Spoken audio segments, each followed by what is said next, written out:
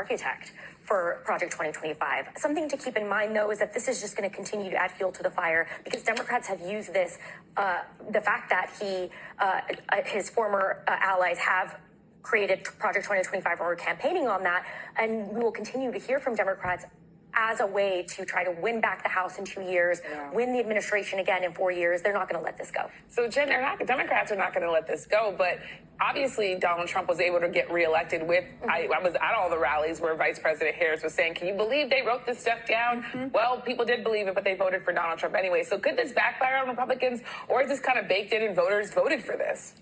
I think there's a difference between a 900-page plan being on a website and seeing what is used and implemented from it. And we don't know yet. I mean, the personnel from it that are being used, we'll see what they use from it as they're implementing policies. One of the things that's sort of interesting, and I'm going to butcher his first name, I think it's Roger Severino. Am I getting this right? Danielle's going to know. Yes, thank you. Right. Thank you both for the panel. Check. He wrote a portion of the healthcare part of this. He is an anti-choice activist, I think most people would say. And there was a decision reportedly, I think by Politico, not to nominate him to be the Deputy Secretary of HHS because of that and his role in this and his anti-abortion views. So that's also interesting in terms of what kind of comes out of this. But yes, Democrats will hammer home, I think, in 2 years, whatever's used from it and what the policies are from it that are hurting people as they see it in this country. And Lance, what do you make of that? Do you think that this might hurt Republicans? And does Donald Trump even really worry about it because he's not running for re-election?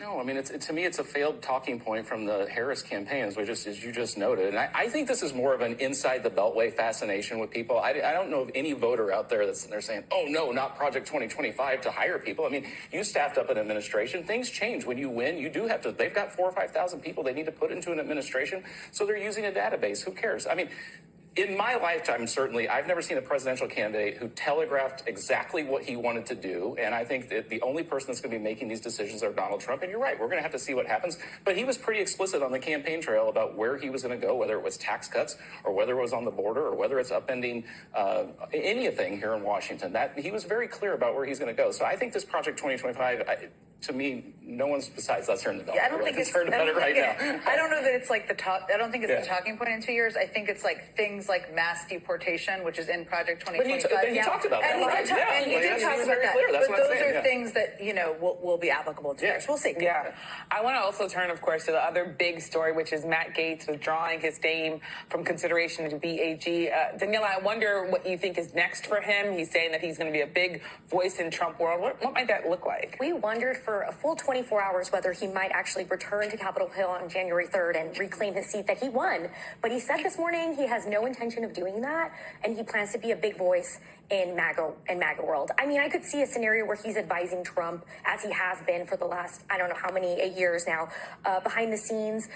He, of course, was not successful in becoming Attorney General. Very interesting, though, that it happened in just 8 days that he took his name. We were talking earlier about this, that it happened so quickly. But there's no way that Matt Gaetz goes away. We also know that he, of course, has flirted with the idea of running for governor. DeSantis is done in 2 years. He's term limited, so that could be a scenario we see. We do know, though, that he will not be tapped to replace Marco Rubio in the Senate. That is definitely not going to happen, but he's not going away. Yeah. Lance, I wonder, do you think now that Matt Gaetz has withdrawn and that's sort of publicly played out the way it is, that it makes it easier for the president-elect's other nominees to go through? Or do you think that this is a sign that Senate Republicans are saying, hey, don't give us sort of anybody because we're not going to just be a rubber stamp? Well, I said all along it was going to be interesting if he made it to committee because, look, these are public votes that they have to take. And so taking on Donald Trump, I mean, yeah, they got one. I'm guessing they're not going to get too many more. So, look, I think there's an interesting aspect of this that I saw it play out from the Trump operation. I think 8 years ago, we were talking about this back there. I think 8 years ago, there might have been a big fight over this. I think it shows you the change in the internal operations over there that, look, they don't have a lot of time for drama. They want to hit the ground running on January 20th. And so if you're going to create a lot of distractions for them, they're going to move on pretty quick. And I think that was politically astute of them. I think from that point, they should be commended. I think it tells you